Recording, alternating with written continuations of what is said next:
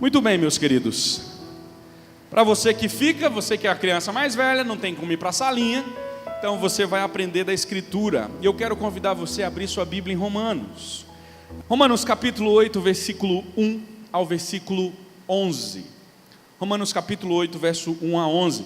A palavra de Deus diz o seguinte: portanto, agora já não há condenação para os que estão em Cristo Jesus, porque por meio de Cristo Jesus, a lei do Espírito de vida me libertou da lei do pecado e da morte.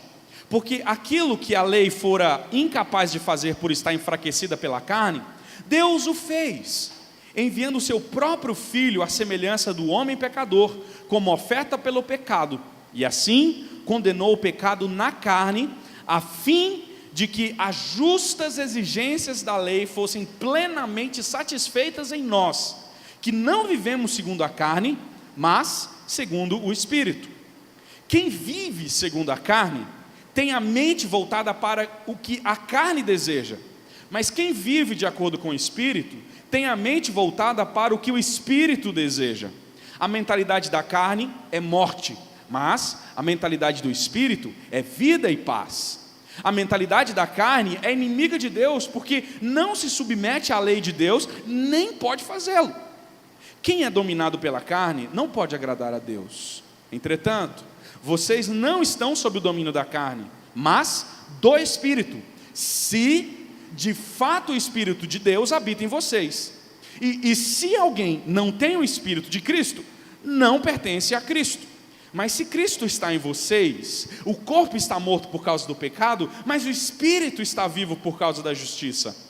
E se o Espírito daquele que ressuscitou Jesus dentre os mortos habita em vocês, aquele que ressuscitou a Cristo dentre os mortos também dará vida a seus corpos mortais, porque por meio do Espírito que habita em vocês. Ok, vamos orar mais uma vez? Senhor, acabamos de ler a Tua palavra, somos conscientes de que não há habilidade em nós para que nós possamos entender a Tua palavra. Por isso nós clamamos: tem misericórdia de nós e fale aos nossos corações nessa noite. Misture as Tuas palavras com as minhas, para que eu possa professar apenas algo que vem do Senhor, para que eu seja fiel na exposição da Tua palavra. Esse é o meu desejo, em nome de Jesus. Amém e amém.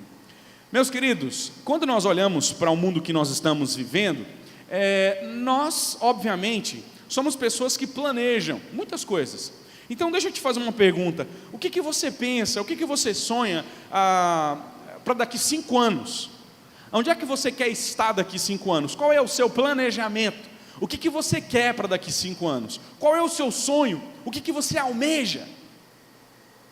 Talvez muitos de nós estejamos pensando em sonhos exclusivamente materiais. Talvez você queira comprar seu carro, casa, terminar uma faculdade, ter um bom emprego e coisas nesse sentido. Isso é errado? Não. Contudo, quando nós começamos a colocar o nosso coração nisso daí e a nossa vida nessas coisas, nós corremos um risco de vivermos para satisfazer os nossos próprios desejos. Nós podemos orar para que os nossos desejos sejam satisfeitos, e aí a palavra diz que, em Tiago, que nós não vamos receber as nossas orações. Por quê? Porque estamos pedindo mal, estamos pedindo para a própria carne. E não se engane, pode ser, e creio que nós somos muito influenciados, mas pode ser que o seu sonho seja especificamente um sonho da cultura, ou seja, aquilo que você planejou para daqui 5 anos ou para o futuro da sua vida esteja basicamente influenciado pela cultura, pelo filme que você vê, pela novela que você vê, pelas propagandas que você vê, o carro que você quer, a roupa que você veste, o perfume que você acha cheiroso, a comida que você come. Via de regra, tudo isso é influenciado pela cultura. E como a cultura nos influencia nos nossos sonhos e com aquilo que nós vamos desenvolvendo, também nos influencia com um conceito de felicidade. A cultura diz que você precisa ser feliz a qualquer custo, e o que importa é ser feliz. Se você tiver que abrir mão do que for para ser feliz, é isso que importa. Importa que você tem que valorizar a si mesmo. Você precisa se valorizar. Você precisa dar a você o conceito de felicidade. Não importa o que os outros pensam, importa é ser feliz. Essa é a cultura que nós vivemos. Por isso, é muito... você, então, é cada vez mais levado a pensar, a ser esperto. Esperteza, o jeitinho de conseguir dilubriar as coisas, passou a ser sinal de inteligência. Porque você precisa ser feliz, e isso basta. Contudo, buscar esse tipo de coisa, sonhar com esse tipo de coisa, nos tornam pessoas superficiais. Pessoas que, com muita facilidade, entram numa tristeza profunda. Por isso, a depressão, a tristeza é o mal do século. Sabe por quê? Porque nunca se teve uma geração tão desesperada para realizar os seus próprios anseios. Mas a vida nem sempre faz o que nós queremos. Por isso, nós entramos em profundas tristezas. E a maior causa de depressões é exatamente porque nós estamos com os nossos sonhos frustrados. Nós colocamos a nossa alegria, colocamos a nossa sustentação em 3 pilares: ou coisas, ou circunstâncias, ou pessoas. Se você se você sonha em comprar sua casa e você trabalha para isso e não dá certo, você entra num desespero terrível. Se você sonha em ter um emprego e não dá certo, você entra num desespero terrível. Se você sonha em casar e não dá certo, você entra num desespero terrível. Ou seja, qualquer um desses tapetes que você colocar o pé para se firmar, você está sujeito a levar uma grande queda. Por isso, preste atenção nesse pequeno vídeo que ilustra muito bem como nós vivemos influenciados pela cultura e tentamos colocar sustentação em coisas que não é o próprio Deus. E preste atenção no que acontece com a gente.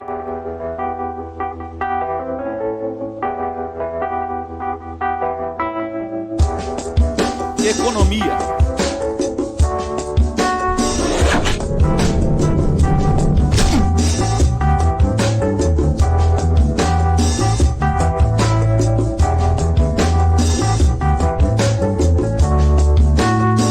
Trabalho.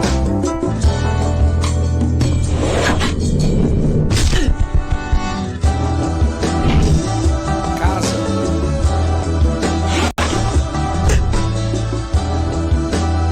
Relacionamentos. Felicidade. Segurança. Identidade. Sanidade.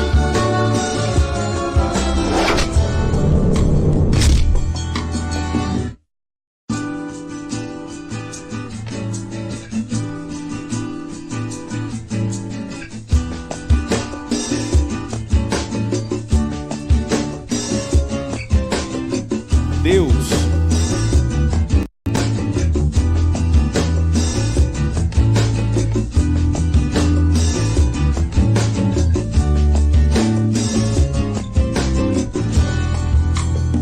Economia.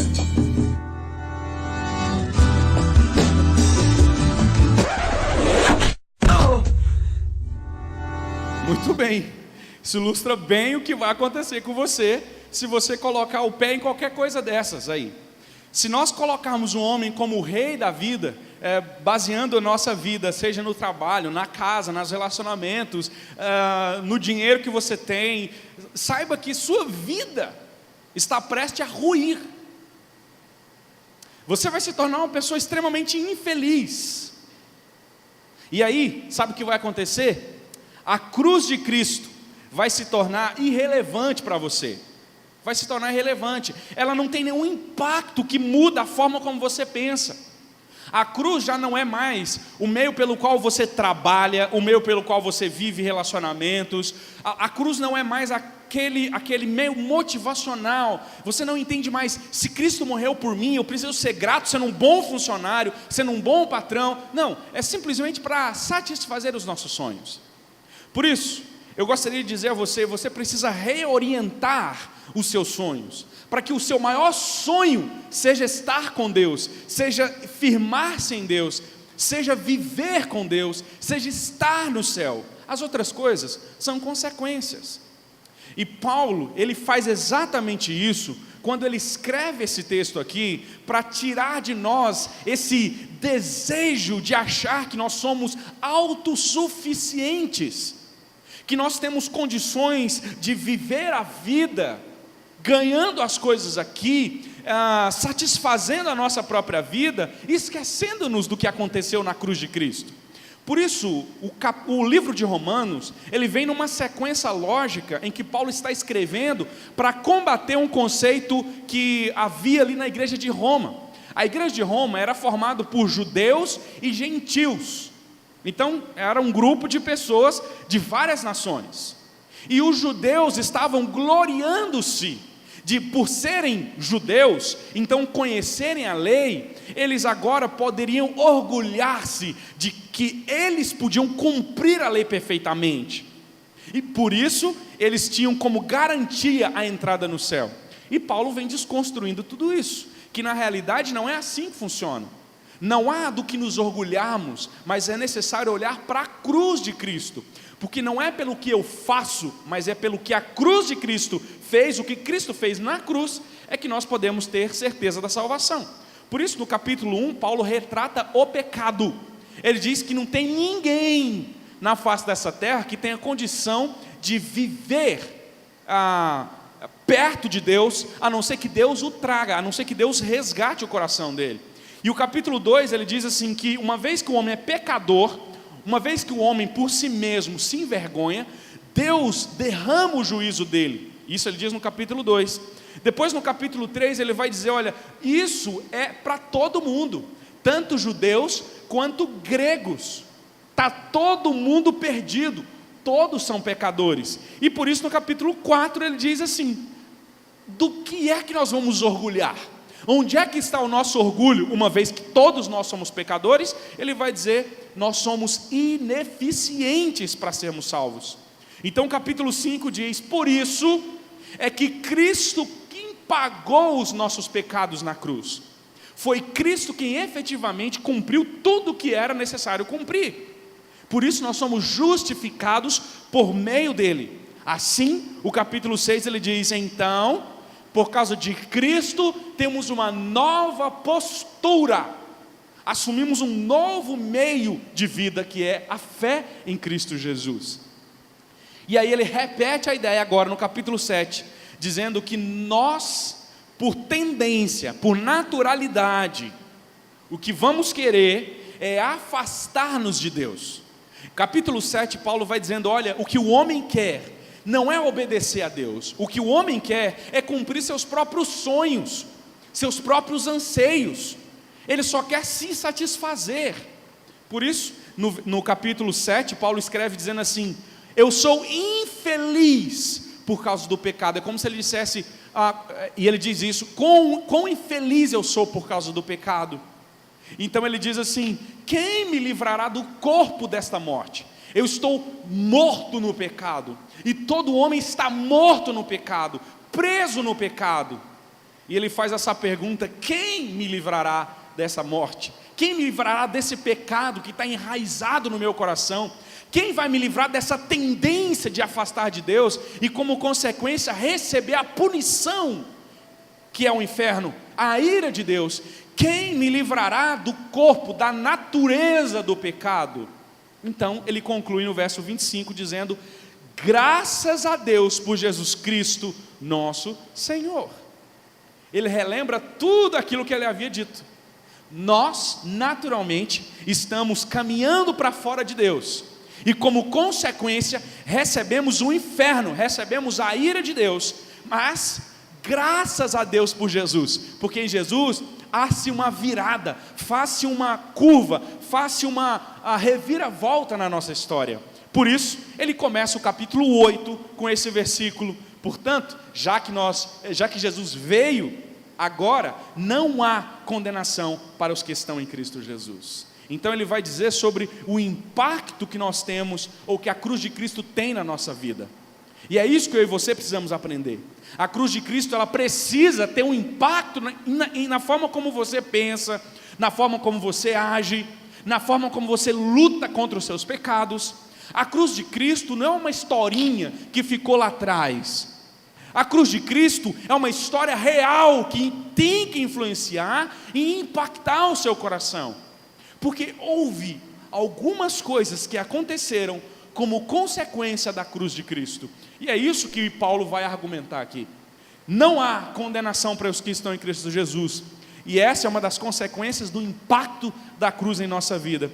Por isso, em primeiro lugar, lembre-se, a cruz nos traz libertação. Acompanhe o raciocínio. No capítulo 7, ele está dizendo: todo mundo está perdido, quem nos livrará da consequência natural da ira de Deus? Ninguém.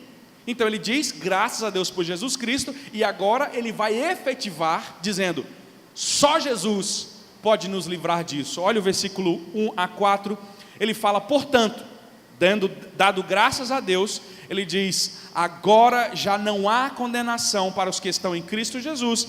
Por que não há condenação? Por que eu fui liberto? Por que agora para mim há libertação? E ele vai dizer por quê, versículo 2, porque por meio de Jesus, a lei do Espírito de vida me libertou da lei do pecado e da morte. Perceba, a lei do Espírito, que é o próprio Espírito de Deus, o Espírito que agora habita no coração de quem crê em Jesus Cristo, me liberta da escravidão do pecado e da sua consequência. Então ele diz, porque aquilo que a lei fora incapaz de fazer, por estar enfraquecida pela carne, ou seja, a lei, ela mostra o meu pecado, mas o meu pecado, a minha carne não tem condição de cumprir o que a lei quer. Então a lei se torna enfraquecida porque a carne não consegue cumprir o que Deus quer que cumpra-se. Por isso está enfraquecida. E ele então, uma vez que percebe que nós não temos condição alguma de cumprir a lei de Deus, por causa da carne, do pecado, ele diz então, Deus o fez enviando o seu próprio Filho, à semelhança do homem pecador, como oferta pelo pecado, e assim condenou o pecado na carne. Sim, Jesus se tornou homem, carne, e Deus o condenou, Jesus, na carne. E qual é o final disso, qual é o propósito disso?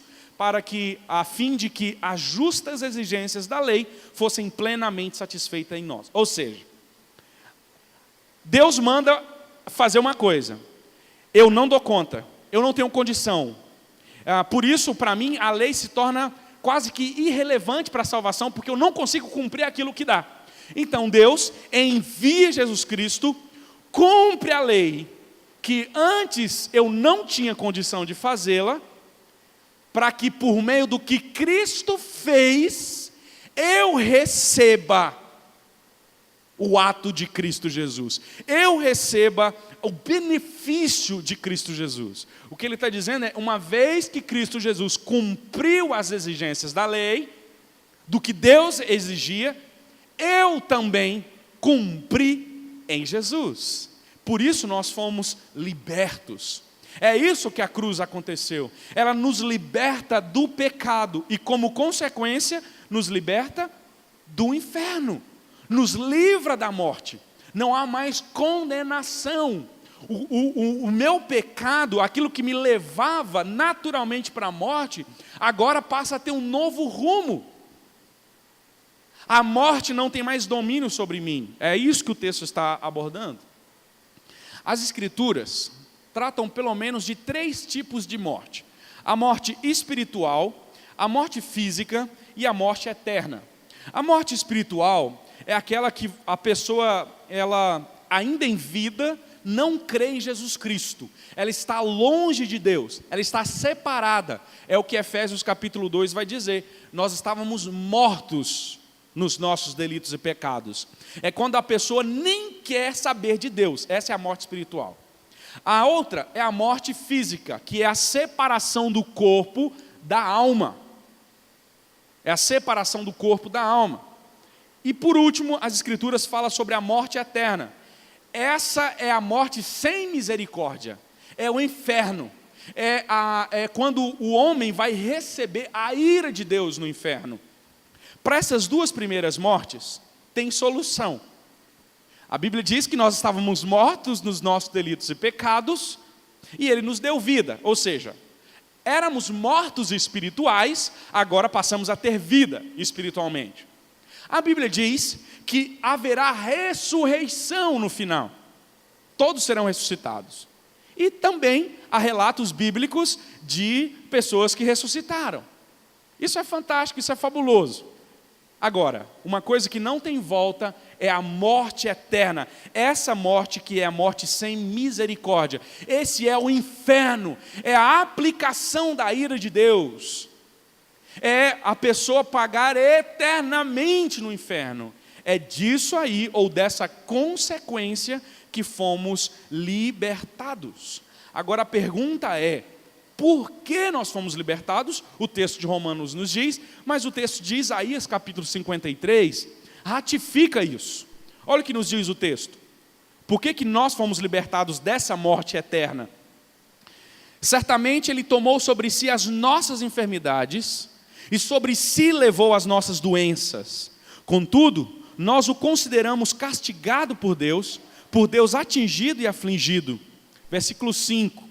Mas Ele foi traspassado por causa das nossas transgressões, foi esmagado por causa das nossas iniquidades, o castigo que nos trouxe paz estava sobre Ele, e pelas suas feridas fomos curados.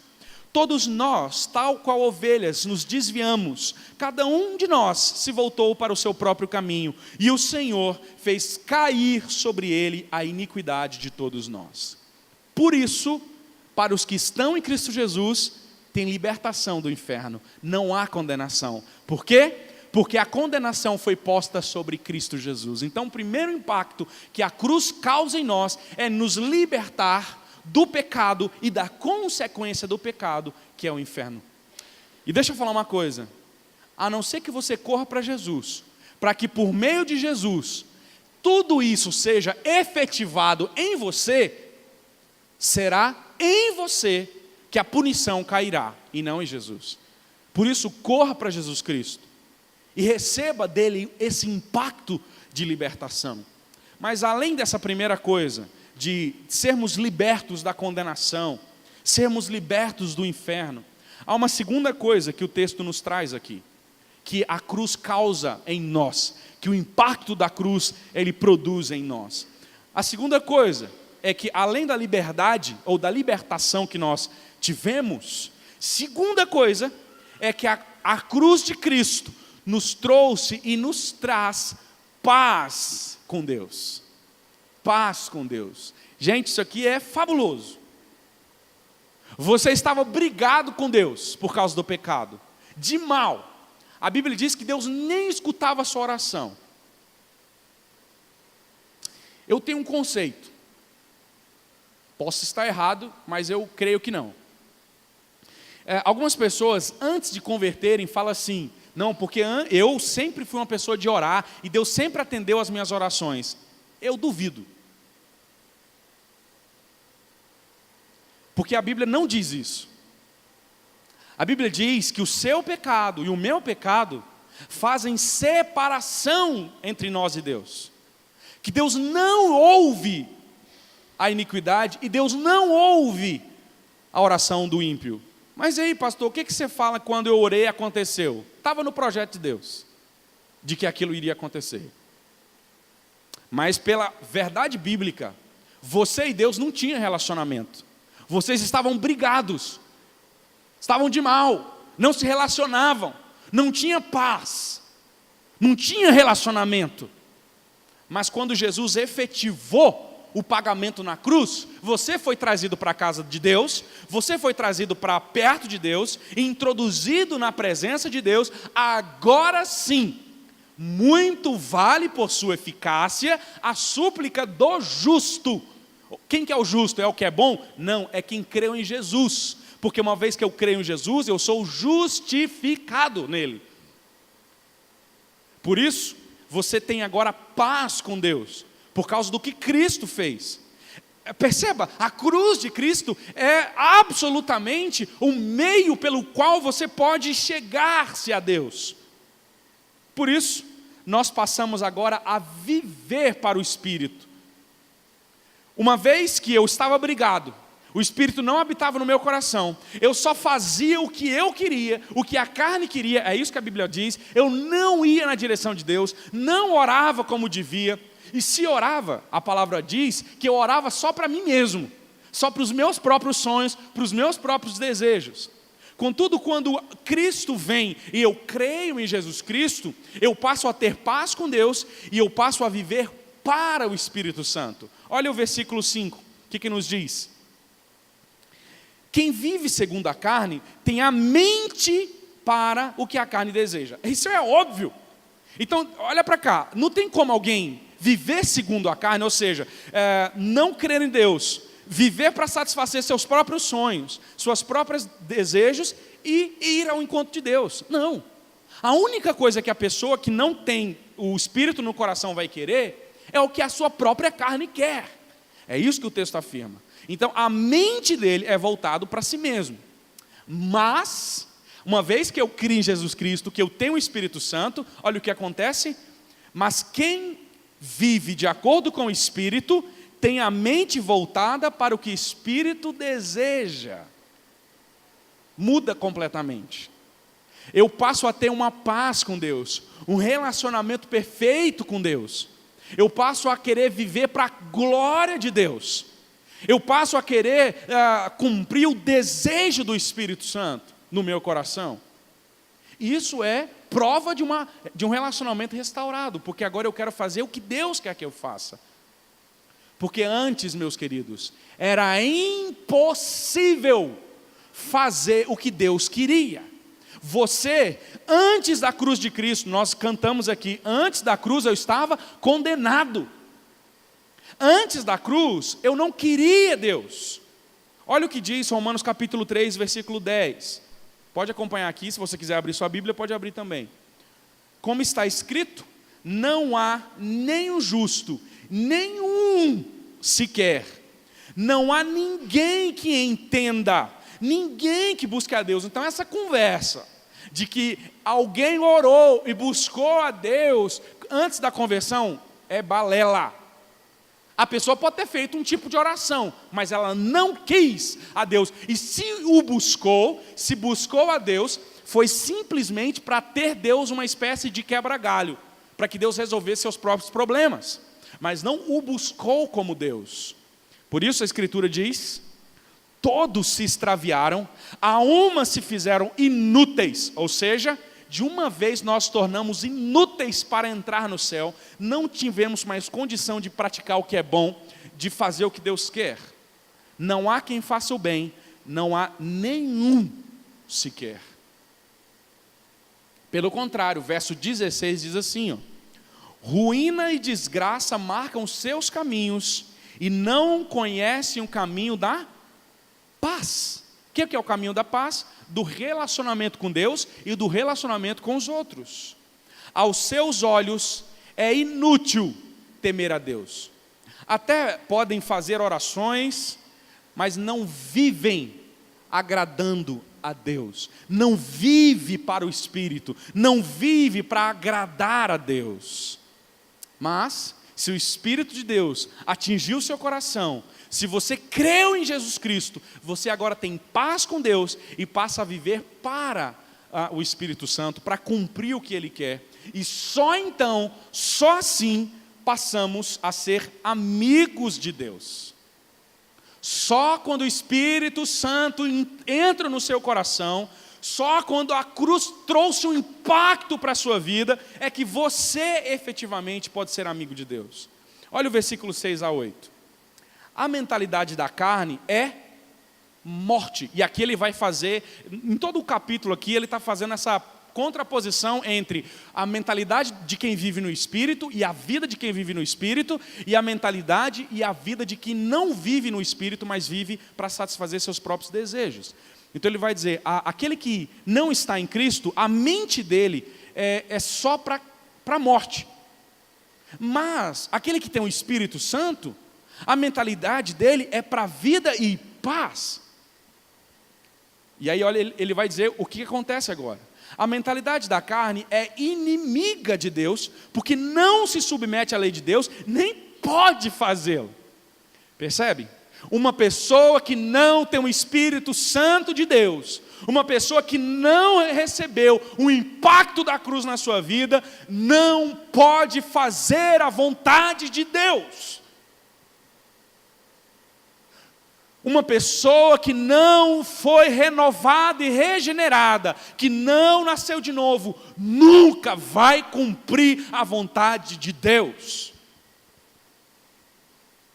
Pode estar dentro da igreja, que está indo para o inferno, sem cumprir a vontade de Deus, porque a não ser que o Espírito Santo entre em sua vida, ela é inimiga de Deus, e não amiga de Deus. Óbvio, quem é dominado pela carne, não pode agradar a Deus. Somente quem vive pelo Espírito de Deus, impactado pela cruz, pode agradar a Deus. Preste atenção no que eu vou falar para você. Irmãos, não adianta eu vir aqui no púlpito e pregar um monte de regra de como se viver como crente. Você não consegue viver. Eu posso chegar aqui e falar um monte de atitude que o novo cristão, ou o cristão, o discípulo tem que fazer. Você não consegue fazê-lo. A não ser que você deposite absolutamente a sua confiança no Senhor e no Espírito Santo que habita em você. Você não consegue. Você não tem condição, porque a sua condição natural é de brigar com Deus. Mas o Espírito que agora habita no seu coração, por causa da cruz de Cristo, te leva a cumprir o que Deus quer, te leva a fazer o que Deus quer, e então você será amigo de Deus. Cá para nós, quantas vezes nós já não prometemos para nós que nós não íamos mais cometer determinado pecado e a gente comete? Nunca mais eu vou fazer isso. Daqui um mês você está fazendo de novo. Ou então você começa um novo ano e fala assim, esse ano eu vou ler a Bíblia inteira, até lá na igreja está falando, agora eu peguei essa folhinha aqui, pronto, agora eu vou ler. Segundo mês você já esqueceu, já não lê, já está lá atrasado, está lá atrás. O último mês que você leu foi abril. Não adianta, irmãos. Ou a gente depende do Espírito Santo, ou você não vai conseguir nada. Vou participar de todos os cultos, de toda reunião de oração. Irmão, faz esse negócio não. Fala, Senhor, tem misericórdia. Muda o meu desejo para eu passar a viver para cumprir o desejo do Espírito Santo. Aí, irmão, que o negócio pega. Porque o crente que está impactado pela cruz, ele quer fazer o que o Espírito Santo quer que ele faça. Por isso, tem hora que levantar às 5:30 da manhã, aquele frio, para você vir orar, é só querer fazer a vontade do Espírito mesmo, porque a carne não quer. Ou você vir ao culto, ou você vir à escola dominical, ou você ler a Bíblia, ou você dizimar, ou você fazer qualquer coisa que a sua carne não quer. Sua carne nunca vai querer. E deixa eu te dar um segredo. Para o pessoal que está orando, está vindo, você nunca vai ter um dia que você fala assim, hoje eu estou beleza. Talvez até tenha. Mas, via de regra, sempre será uma luta que só vence quem tem o Espírito Santo. Se o Espírito de Deus não habitar o seu coração, você não tem paz com Deus. Não tem jeito. Mas há uma terceira e última coisa que o impacto da cruz causa em nós. Traz liberdade, traz paz com Deus. Essas são as duas coisas que nós vemos aqui. E porque traz paz com Deus, nós passamos a viver para agradar a Deus, viver para agradar o Espírito. Somos amigos de Deus. Mas a terceira e última coisa que a cruz ela traz como impacto, de acordo com esse texto que nós lemos, é que a cruz também, ela agora nos dá um novo rumo. Uma vez que Cristo morreu, e agora o Espírito Santo habita o meu coração, eu passo a ser direcionado para um novo rumo. Por quê? É óbvio, porque agora somos dominados pelo Espírito.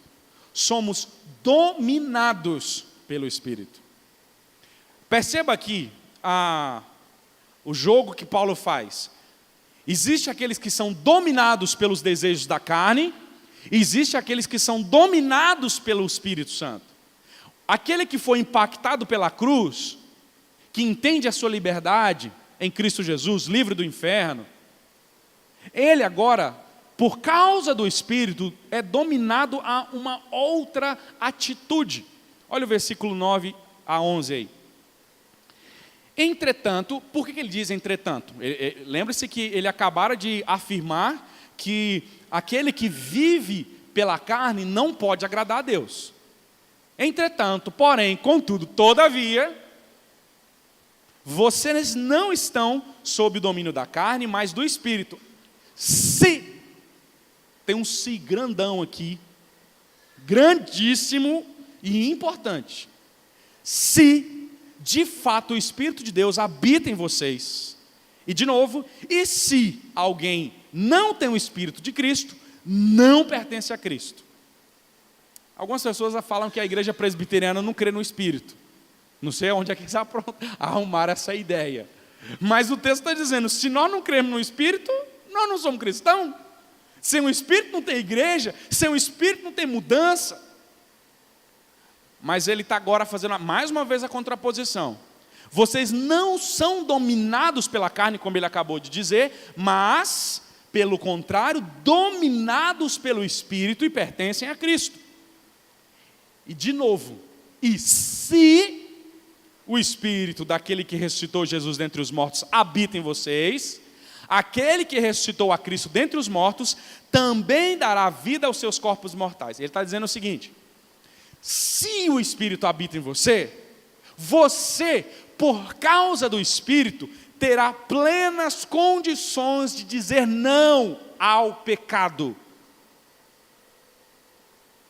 Se o Espírito habita na sua alma, você tem condição de calar quando você for injuriado, você tem condição de mudar o rumo, mas se. Por 3 vezes ele repete, se o Espírito Santo habita em vocês, então agora vocês têm um novo rumo. Se o Espírito habita em nós, nós podemos lutar contra o pecado. Olha o versículo 10 aí.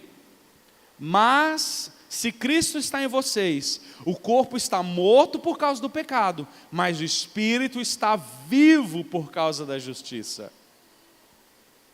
Se você crê no Espírito Santo, o seu corpo ainda quer pecar, você ainda vai querer pecar, mas o Espírito Santo te traz plenas condições de dizer não ao pecado. O seu desejo é o pecado, mas lembre-se, a cruz trouxe um impacto tão profundo na nossa vida, que agora o Espírito Santo habita em nós e nos leva para longe do pecado. Um alerta para você que vive no pecado, que não consegue sair do pecado. Você que mesmo ouvindo e ouvindo e ouvindo, continua no pecado. Há um sério risco de você ainda não ter sido impactado pela cruz, e por causa disso ainda está indo para o inferno. A não ser que o Espírito de Deus toque você, e você clame por misericórdia, não há como lutar contra o pecado. Isso não é desculpa, meus queridos, para dizer assim, já que eu não dou conta, eu vou me entregar. Se você se entregar, é uma resposta clara de que a cruz ainda não foi impactante para você e que você está buscando apenas os seus próprios sonhos, sendo levado ao inferno. Corra para o Senhor Jesus, porque só nele haverá paz com Deus. É só no Senhor Jesus é que você pode lutar contra o seu pecado. Você não consegue, mas no Senhor Jesus você consegue. Por causa dele. lidar com aquele marido chato, com aquela mulher que fala demais, com aquele amigo complicado, com aquele vizinho complicado, com aquele patrão chato, lidar com seus próprios pecados, isso só é possível em Cristo Jesus, por meio do Espírito Santo. Não tente vencer o pecado pela sua própria força. Não tente, você vai quebrar a cara. Eu sei que os crentes gostam, crente é meio masoquista, crente gosta de apanhar. Se eu venho aqui e dou aquele sermão assim de botar todo mundo no inferno e dizer que está todo mundo errado, no final do culto o povo fala, pastor, que sermãozão abençoado. Aí eu venho aqui e falo da graça de Deus, que não é por força, que você não consegue. Aí o pessoal fala, é bom também, mas a gente precisa assim, né, pastor, de uma palavra mais dura. Irmão, a palavra dura já foi feita em Jesus. Então, quando houver uma palavra que te confronta, que diz assim, olha, você como homem tem que ser assim, como mulher tem que ser assim, como servo de Cristo tem que ser assim, você não tem que sair daqui falando assim, pronto, agora eu vou criar vergonha na cara. Não vai criar, irmão, você não vai criar, não tem jeito, não dá conta. Quando você ouvir uma palavra assim, você tem que dizer assim, Senhor, muito importante tudo isso, mas se o teu Espírito que habita em mim não me direcionar, Senhor, eu nunca vou conseguir. Então você, por causa do Espírito e na dependência do Espírito e com muita oração, jejum e Bíblia, começa um processo de mudança. Só assim você terá vida plena e realmente viverá impactado pela cruz de Cristo. E ao invés de ficar sonhando com essas coisas daqui, você passará a sonhar com as coisas de Deus. Por isso, deixa eu terminar dizendo para você o seguinte: dependa do Espírito para resistir ao pecado. Não tenta resistir ao pecado pela sua força. Deixa eu falar um segredo para você. Tem alguns pecados que você só não vai cometer porque Deus não vai te dar oportunidade. Tem pecado que você gosta tanto que você precisa orar o seguinte: Senhor, não me dá a oportunidade disso não, Senhor. Me livra, joga gente na minha frente, faz qualquer coisa. Tem misericórdia. Só o Espírito Santo é que te leva a resistir ao pecado. Não ache que você tem condição. Não testa você não, que você vai bombar. Você não vai passar. Mas dependa do Espírito. Não viva a vida querendo conquistar a salvação. Ela é dada por Jesus.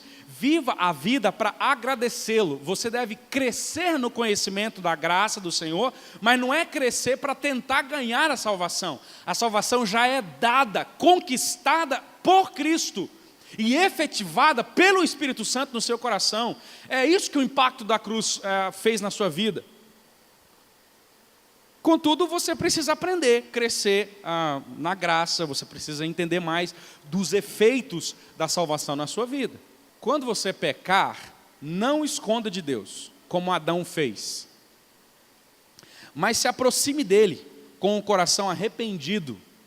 1 João, capítulo 1 e o capítulo 2, diz assim, olha, se vocês confessarem os seus pecados, Deus é fiel e justo para perdoar e purificar de toda e qualquer injustiça. Fiel a ele. E aí no capítulo 2 ele fala, filhinhos, estas coisas estou escrevendo para vocês não pecarem.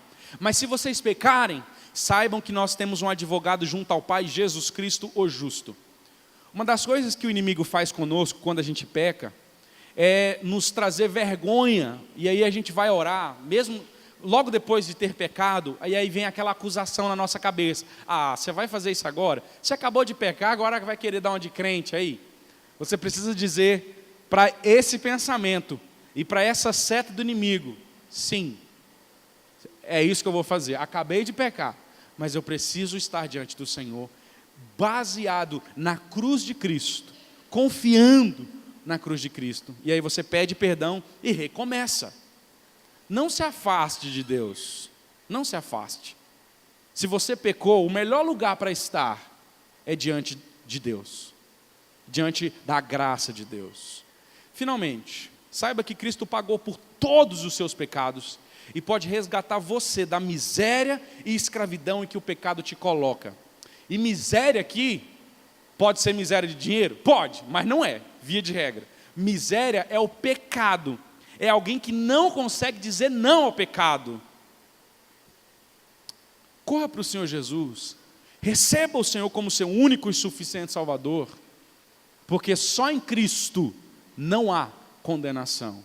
Só o impacto da cruz de Cristo é que nos tira da libertação, nos dá libertação, tirando-nos do inferno. Só Ele. Só o impacto da cruz pode nos dar um novo rumo para amar ao Senhor Jesus.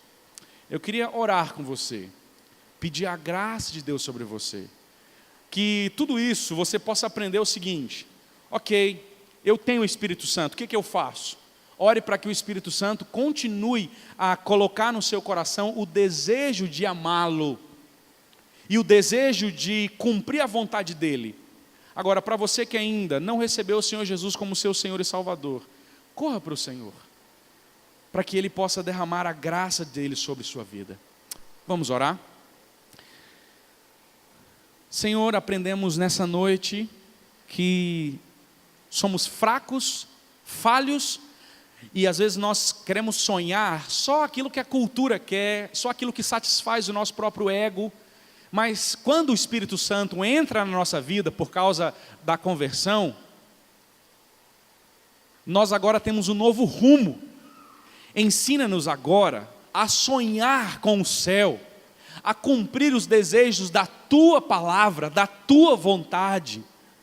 Nos ensine a lutar contra o pecado, nos ensine a abandonar o pecado, nos ensine a dizer não para nós mesmos, mas que nós possamos receber o Senhor Jesus como o único e suficiente Salvador de nossas vidas. Que o nosso tapete, aquilo que nós firmemos os nossos pés, não seja nós mesmos, não seja o trabalho, o dinheiro, os relacionamentos, outros sonhos, mas seja o Senhor. Tem misericórdia de nós, compadece da nossa vida, que assim o Teu Espírito Santo possa mover o nosso coração para a oração, para a leitura da palavra, para o jejum, para a comunhão, que a gente tenha condição, por meio do Teu Espírito Santo, de lutar contra nós mesmos. Dê força para a Tua igreja, lutar contra a tristeza, lutar, ó Pai amado, contra aquilo que não vem do Senhor, mas vem da nossa própria carne. Tem misericórdia de nós. Assim nós te agradecemos, Pai, pois só Tu és santo, só Tu és grande. Em nome de Jesus. Amém e amém. E agora, amados irmãos, que a graça do Senhor Jesus Cristo, que o amor de Deus, o nosso Pai, e as consolações do Espírito Santo estejam sobre vós e sobre todo o povo de Deus espalhado na face dessa terra, hoje e para todo sempre. Que esta seja uma semana abençoada, cheia da paz do Senhor sobre todos vocês. Em nome de Jesus. Amém e amém.